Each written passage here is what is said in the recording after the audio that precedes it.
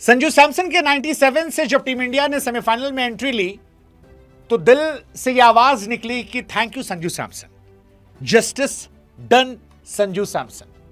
कमाल की कहानी संजू सैमसन की यार। मतलब कई बार ऐसा लगता है कि ऊपर वाला खुद कलम लेकर किसी इंसान की कहानी को लिखने बैठता है।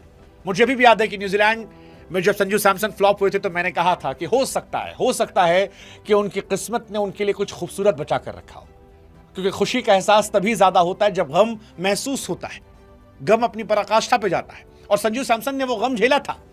संजू सैमसन इंडिया के विकेटकीपर बल्लेबाज के तौर पर दूर दूर तक नहीं थे। शुभमन गिल को ओपन कराने के चक्कर में जितेश शर्मा की एंट्री हुई थी और दोनों खेल रहे थे। फिर शुभमन गिल बाहर होते हैं, ऐसा लगता है कि संजू सैमसन के लिए सारे दरवाजे खुल गए।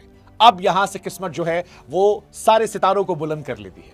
लेकिन फिर जिस स्टोरी में ट्विस्ट टर्न ना हो वो संजू सैमसन की स्टोरी नहीं हो सकती है। संजू सैमसन 5 मैच खेलते हैं और 5 मैच में फ्लॉप होते हैं और आखिरी मैच में ईशान किशन को ग्लव्स दिया जाता है और जब वो ग्लव्स दिए गए सबको एहसास था कि संजू सैमसन ड्रॉप हो जाएंगे। हम सब डिसअपॉइंटेड थे संजू सैमसन को लेकर कि यार 5 मैच आप कैसे फ्लॉप हो सकते हैं, आप अब जगह डिजर्व नहीं करते हैं।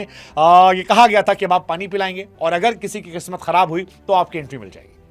लेकिन शायद यहीं पर किस्मत ने संजू सैमसन के लिए बचा कर रखा था। मुझे कहते हैं ना, गिरना भी जरूरी होता है, औकात का पता चलता है। संजू सैमसन गिरे, टूटे, बिखरे और जब दुनिया ने उम्मीदें खत्म की तो उनसे सारा प्रेशर खत्म हो गया। उसके बाद किस्मत के जरिए वो लौटे और लौटे तो निखरे भी, छाए भी। संजू सैमसन ने 3 शतक लगाए हैं, लेकिन इस 3 शतकों के बाद भी ये पारी जो है ये उन सारी पारियों से बेहतर है, वो जो संजू सैमसन ने कहा ना कि मैंने भले ही 50-60 मैच खेले लेकिन मैंने 100 से अधिक मैच डगआउट में बैठ के देखे। वो बता रहा था कि सोने को कई बार तपाओ ना तो बड़ा कस के निखर कर आता है, कस के। ये पहला वर्ल्ड कप संजू सैमसन का है, 10 साल से क्रिकेट खेल रहे हैं, 10 साल में पहला वर्ल्ड कप, तीसरा मैच और एक ऐसी पारी जो खिलाड़ियों के जीवन में शायद 2-3-4 बार ही आती होगी। मैंने कल भी कहा था कुछ पारियां होती हैं जो खेलने के लिए होती हैं, कुछ हराने के लिए होती हैं, कुछ रिकॉर्ड बनाने के लिए होती हैं, लेकिन कुछ ऐसी होती हैं जो तिरंगे के सम्मान को बढ़ाती हैं, व्यक्ति का सम्मान बढ़ाती हैं, रिस्पेक्ट दिलाती हैं। और वही संजू सैमसन ने इस पारी में खेला है। इज्जत गेन की